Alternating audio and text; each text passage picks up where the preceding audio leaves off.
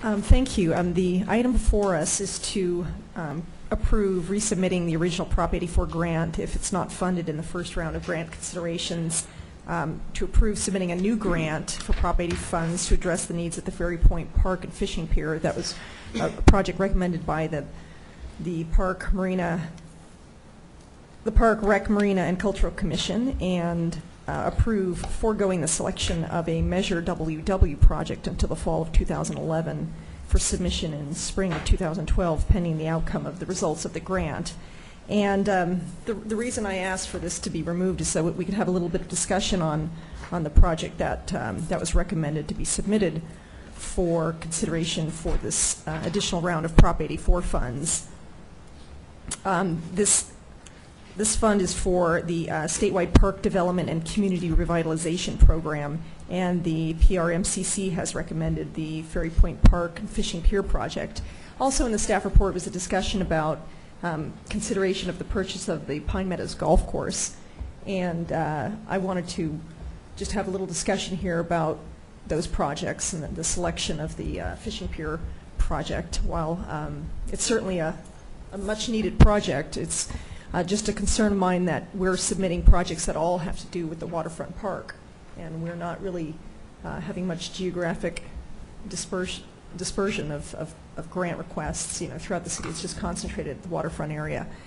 So just want to throw out the idea of maybe also, because there's no limitation on the number of projects that can be submitted, and apparently each project is considered by the state separately, and it doesn't compete against your own projects, your own city submittals. I'm wondering if we should consider submitting also an additional project, perhaps related to the golf course or some place that's not in the downtown waterfront area. While, like I said, it is a good project, the Fishing Pier project, and it is apparently very needed because, as I understand, the condition of the pier is deteriorating and needs improvement. We need funds for that. I just want to make sure we're putting all possible, good projects forward that could be considered for, I think it's a $5 million grant opportunity, and apparently the grants are due in March.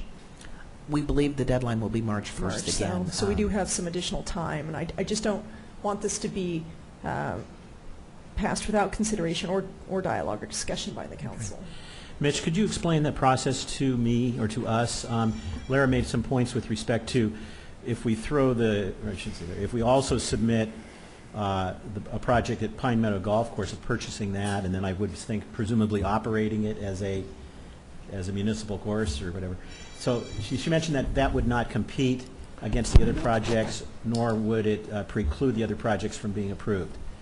That is correct. My understanding, in having went to several workshops on the grants under this part of Prop 84, is that cities or entities can submit as many projects as they want, and they compete independent of the geographic location, simply on the merits of the application itself. Okay. All right. Well, as I mentioned to Lara earlier tonight, I'm up at Pine Meadow almost every Sunday, if I have the time. So I've gotten to know the golf course pretty well, and I think the Dean family has done a wonderful job in really bringing the standards up, and the course is in great shape. I don't even know, I don't think any of us really know if Christine Dean and her family wishes to sell the property.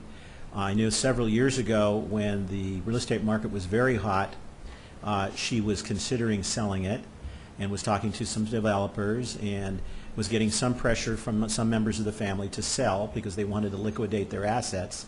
But Christine told me that it's kind of a labor of love for her running that golf course because her father he developed it with his bare hands, basically. So she's really, I think she's made it come a long way. But I tend to agree with you, Lara, that as long as it doesn't put the other projects in jeopardy, and if we have the resources to follow up with that grant writing, I don't know how much more pressure it's going to put on staff and the cost and all that. But well, if I can, and one more thing, and sorry, is that at one point when the Parks and at that time it was Parks and Rec Commission were looking at the Parks Master Plan, one of the areas they looked at was Pine Meadow Golf Course as an opportunity site for a possible future park. And they had done that without us, the city, advising the Dean family that we kind of had our eye on that property, and they weren't too happy with us because they felt that we were taking away their property, and when we were just kind of talking about it.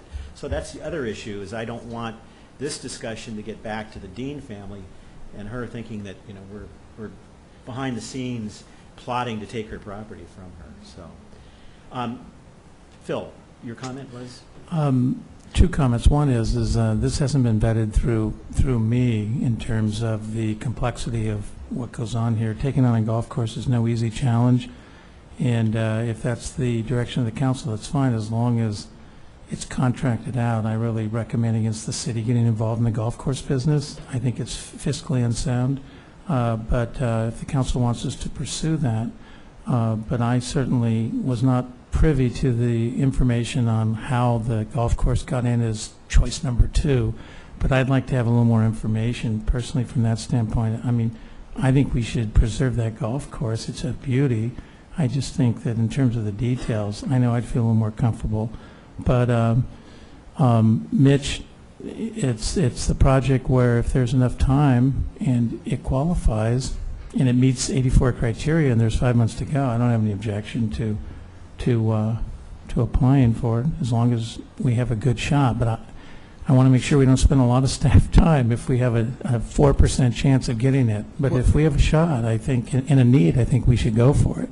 It is an intensive grant process. So it sounds to me like, number one, there needs to be some fact-finding as to whether the course would be available. And then secondly, to vet out what would happen if we got the golf course and what that would look like. And then also lastly, to, and very importantly, to identify resources for getting this grant done right. So I think we need to come back to you with that information sorted out, so you can be, it can be considered for I was surprised it rose to the level of being the second considered project when, you know, we haven't really had it on the radar. But the thing that appealed to me about that was just the fact that it wasn't in the waterfront area and that we'd been concentrating our grant focus in that area. And certainly there are a lot of needs there, but I thought perhaps representation for other areas of the city should come into play. So, frankly, my understanding is that it is possible that Pine Meadows may be available, as I understand it, and it is a very important open space area. Frankly, I don't think of it in terms of, you know, a regional issue of south versus north. The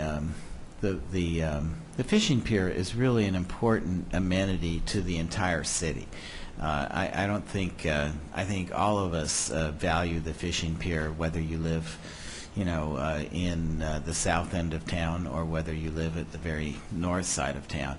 But the preservation of that open space and whether it remains a golf course or morphs into another something else. It could be very much a regional recreation center. I think it would be a tragedy to lose an opportunity to preserve that area for public use, because it's one of the few, really, the open space areas available in our town. So I very much favor being proactive in terms of looking at opportunities to preserve that area, whether as a golf course or as some sort of community center of some type.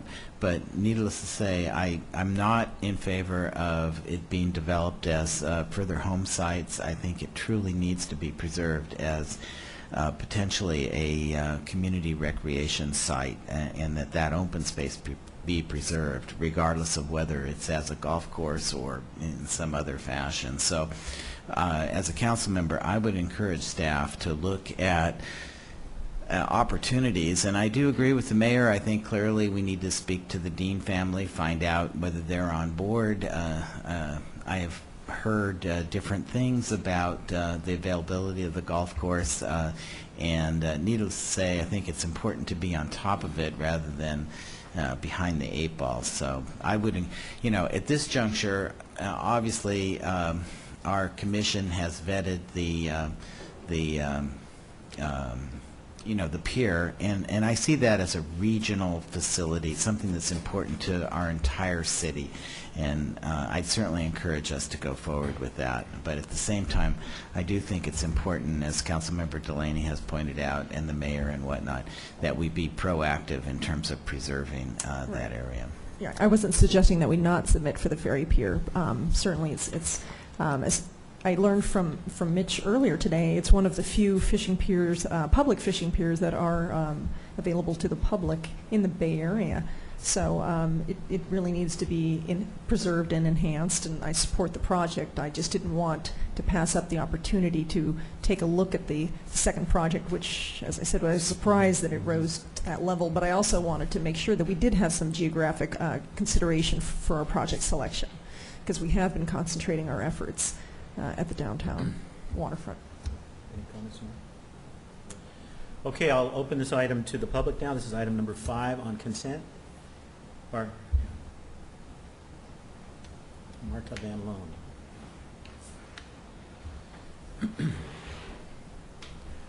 Mr. Mayor and Council, welcome back from the August break. Congratulations, Rob. Just to follow up on this topic, that I was on this grant subcommittees, so more to the point, I think, is what's kind of coming forward tonight, as I understand it, is to get your approval kind of for the pecking order, if you will. And we had lots of discussion around Pine Meadows and all of these unknowns that you mentioned, and fact-finding still needs to be done. But I think some of the concern is, do we resubmit a second time the first proposal if we're not fortunate this go around? Then what's the second one? So potentially there's more work here than we can possibly handle. So would this be, you know, the acceptable pecking order with some of our thinking?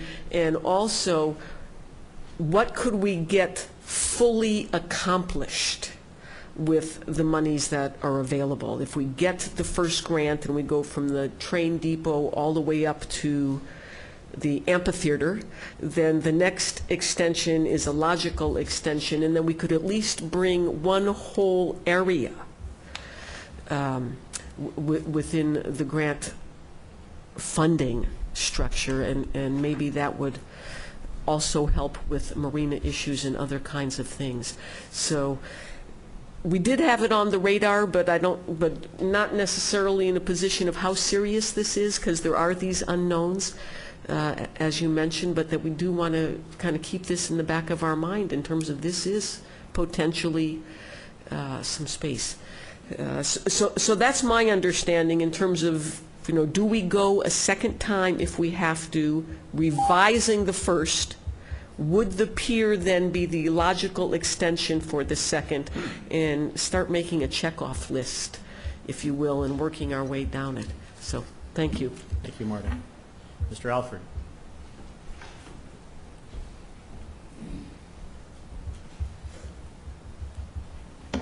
You know, I've been here 141 meetings tonight in a row, and either the council has a very bad memory, or they're ignoring the fact. Mrs. Coward had talked about, I'm sorry, Mrs. Dean, former Mrs. Coward, that was her family ranch. She grew up out there. Her dad had a lake out there too until the Busbys built into it, which he built a really nice development. But there was a lake out there at the same time. And I remember at a former meeting before Vince was here, Lara bringing up the fact of a community pool being brought up out there. And Mrs. Dean, the owner of the golf course out there, knew that they were getting in financially trouble. I mean, the thing that bothered him is that their monthly water bill out there was $50,000 to $70,000. Now, I'd like to know who's in charge of these grants, how you guys get these grants, because we blew off $1 million grant for the railroad down there, where we could have revamped the old building. Now, we're sitting here talking about grants, and people talk about parks, and we all look at parks because everybody likes parks. But the fact of the matter is, This is more of a development project. And I know the inside on it, and I'll bring the facts up here, because I remember back when you guys were talking about it before. And I know when they wouldn't allow Gary Freitas to build 3 homes down there, I think that was kind of interesting, that they would try to put in, I think that's what all this revamping of the ordinances and rezoning, because this would open this up for a huge development through there.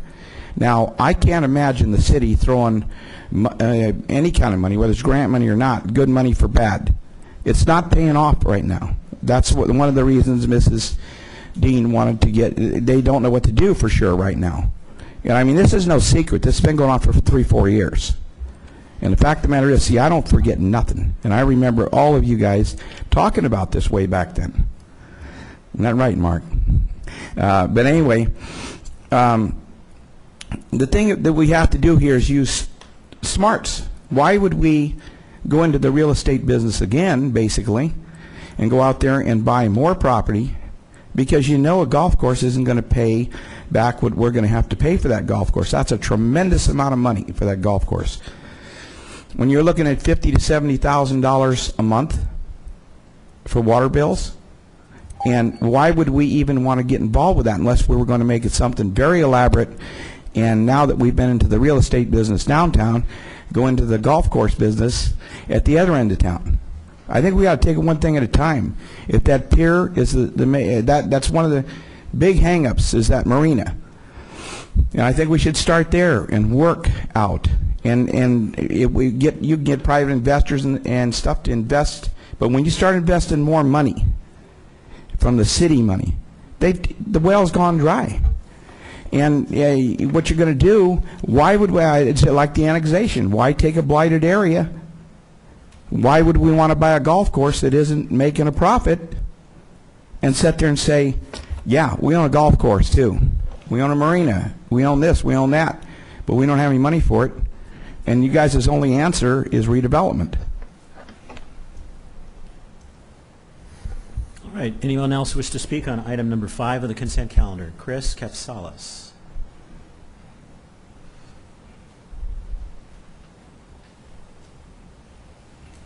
Hi. We used to call Pine Meadows Pine Ghettos in the 80s because it was pretty bad. But I'm not good enough to play at Boundary Oaks. I can play at Pine Meadows. It's a par 3 course. And nobody's behind you in pro tees, you know. So I love the course. I want to know what the neighbors think about it. You're going to have construction for how long? Land moved, you know, nail guns. You're going to have congestion. I worked at Hidden Lakes with Aquatics Unlimited. At 8 a.m. when people are dropping off their kids, it's backed up. There's no way out. Small roads go into that area. There's a lot to consider. Where are these kids going to go to school if we develop that area? This class sizes are already maxed out. Teachers are being laid off. It needs to be kept at all costs. We don't get that land back once we develop it, and we can improve it. We can promote golf as a good exercise for people. I like the course, you know, and like I said, I can't play at Boundary Oaks. You know, that's where I go play.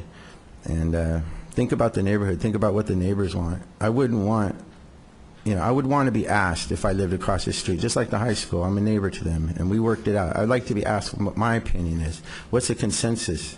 What's the will of the people in a democracy of the area? And then make your rules accordingly with common sense and compromise. Say, well, we're going to build 10 houses, keep it open, and have a park. We'll compromise. You know, compromise. Give them something in return, and then build a little bit. Don't have to go all out and construct the whole thing. Thanks, Chris. You know, there's no discussion of developing that property. We are talking about the possibility of obtaining it either as a golf course or parkland. So I believe the deans at one time were thinking about developing it. So maybe you picked up on that, of what I said, yeah. Okay, anyone else wish to speak under this item? Item number 5. Seeing none, I will close public discussion and bring it back to council. Mr. Ross. Move approval of staff's recommendation. I believe that was right. Thank you.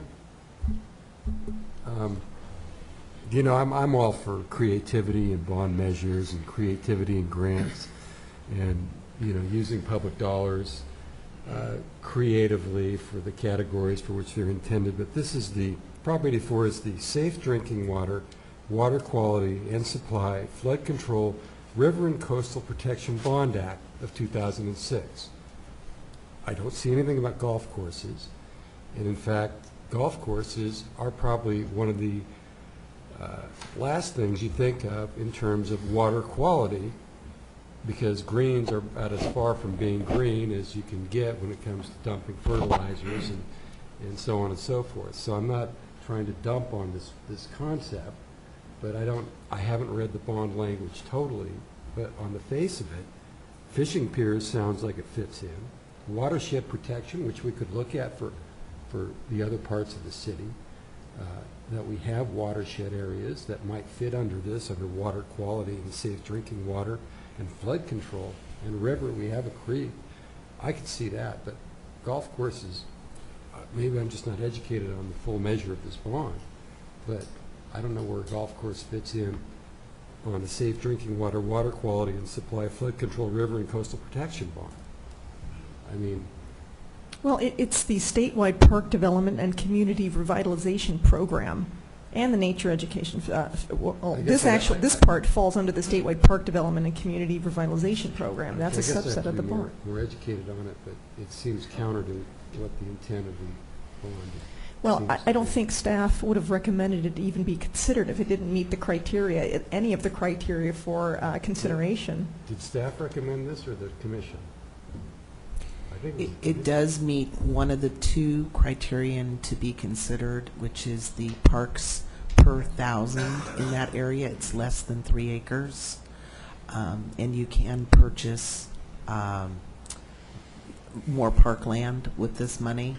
But they are also looking for you to serve a wide variety of the community and have quite a bit of sustainability incorporated in the grant application to address what you had mentioned. So we'd have to be creative. I mean, it's not undoable, but it is. There are some things to be addressed that we would like to bring back. Okay, well, I guess you could take a shot out of the bunker and it might go in the hole. You know, I guess I'm a little more educated. It just on the face of it just doesn't quite Well, fit. it just seems premature at this juncture. I think it's an excellent thought, and it's one that we do need to alert staff to and let the staff know that the council is very much interested in preserving this area. You know, it could, as I say, and I said earlier, it could be preserved as a golf course. There's potential for other types of recreational opportunities at that site as well, but it's an important open space area. So, but I think at this juncture we have the commission's recommendation and staff's recommendation, and I do think it's important to proceed at this time with that recommendation. And I understand and I do support that, but I don't want this opportunity to be forestalled entirely because we do have until March to submit an application. So I would like additional information on the other project opportunity before we say this is our final list of submittals. I am more than satisfied with the idea of resubmitting the original grant proposal if it is not funded and have it resubmitted with improvements. I'm very satisfied that we should go forward with submitting a ferry pier project as well. And I think we should also do as staff has recommended with foregoing selection of a Measure WW project at this time, pending the outcome of these grants, but I don't think we should entirely close off the opportunity for another project without additional information, and that's merely what I'm suggesting here this evening, and that we receive additional information before we say these are our final submittals. Yeah. all right, I'd like to also chime in. I want to make sure there's enough staff time to do this. These are very time intensive, they're labor intensive, we're maxed out. I'm not going to sit as an afterthought if Mitch believes that it's doable with the resources, but we're getting pretty tapped out, and I don't want to commit to something we can't do a quality job in. So I would like to discuss this issue further. Yeah, and I think what we need to do is, the first question is to go see the deans and talk with them. Right. Because it might stop just right there. Some additional information is important, and I totally agree with what Councilmember DeLaney has said, and I don't think that precludes us from moving forward with item 5 on the agenda tonight. But I absolutely agree with you. To me, that open space area out there is extraordinarily important, and I'd like to see the city take a proactive position. If in fact there's a way to preserve it, let's preserve it, and as I say, so I would move approval of staff's recommendation at this point with regard to item 5, and at the same time support Councilmember DeLaney's suggestion that we get more information. Yeah, we'll look into it. Okay. I'll second that. Please vote.